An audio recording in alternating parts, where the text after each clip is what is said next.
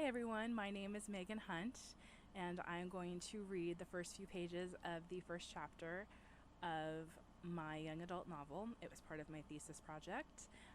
It is a diesel punk pirate world in the 1920s, but the first chapter takes place 10 years before the rest of the story does. I hope you enjoy. 1913. Ember peeked out from her hiding place behind the curtain and watched the maid scurry about. She had heard rumors from her twin a royal tea party would be happening in a few days. Ember hadn't believed him. Emerson had lied to her before about tea parties. He thought such frivolity was a waste of time and preferred nature and strategy. He often lamented the fact that Ember was 3 minutes older and the spare heir to the throne instead of him. When they argued about it, Ember quite maturely stamped her foot, demanded he stop teasing her, and then stuck her tongue out at him. Emerson always told her he was preparing her for the treatment she was going to receive for being a feather-brained idiot. Meanwhile, their older brother Dristan would declare them both idiotic babies and threaten to banish them from court. Grammy Margaret always said it was an empty threat, but Ember wasn't sure. A maid dropped gold bud vases on the ground, pulling Ember from her thoughts. Emerson had been right. There was going to be a royal party. Daddy only ordered out the gold things when important people were coming. Ember frowned. Why hadn't she had a new dress made for the event? Grammy and Daddy always made sure she had new dresses for important events. Mommy was usually too busy taking medicine and socializing with members of the court to pay her any mind. As the housekeeper scolded the clumsy maid, Ember dashed from the curtain to the main staircase. Daddy was in meetings all day, but Grammy Margaret should be in her quarters. As Ember rounded a corner, she ran into Dristan. "Oh, I'm sorry," Ember murmured. Dristan righted her on her feet before dusting himself off. Ember would have rolled her eyes, but she was eager to get to their grandmother. "Where are you going in such a hurry?" "The maids are setting up for a royal tea in the atrium. I know it's a royal tea because they are using the gold," Ember explained. "Oh, that, yes, Father is hosting foreign dignitaries because he is announcing my expanding role as his heir."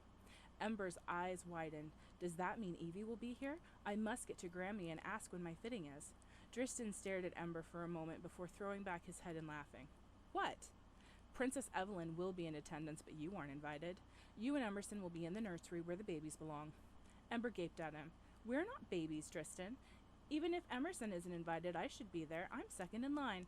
Dristan glared at Ember. "Yes, I'm aware of the succession. Regardless, you aren't invited. But that's not fair." "It's completely fair. You are 7 and I am 14. There is a large gap between us, and you're also a girl." "What does that mean?" Dristan rolled his eyes. "Your place is planning social events, making pretty samplers, gossiping, and eventually marrying well. Not conducting important matters while visiting dignitaries." Ember was stunned. Grammy always said Ember's role in Parlay needed to be bigger than just planning parties and marriage. It had seemed like Daddy and Dristan had agreed on this. But Ember wasn't sure. She could do more than play with dolls and embroidery. "I'm smart. I can do all the things you can do, and even do them better." Dristan started laughing again. Ember wanted to kick him in the shin and tackle him to the ground, but that wasn't what ladies do, and she wanted to go to the party. "I'm going to ask Grammy about the tea party. I'm going to go," Ember declared. Dristan's eyes narrowed. "You're not invited. You can beg and cry all you want, but I outright demanded you not be invited, so you will not be there." Ember's lip trembled. Why did Dristan demand she not be there? "Fine.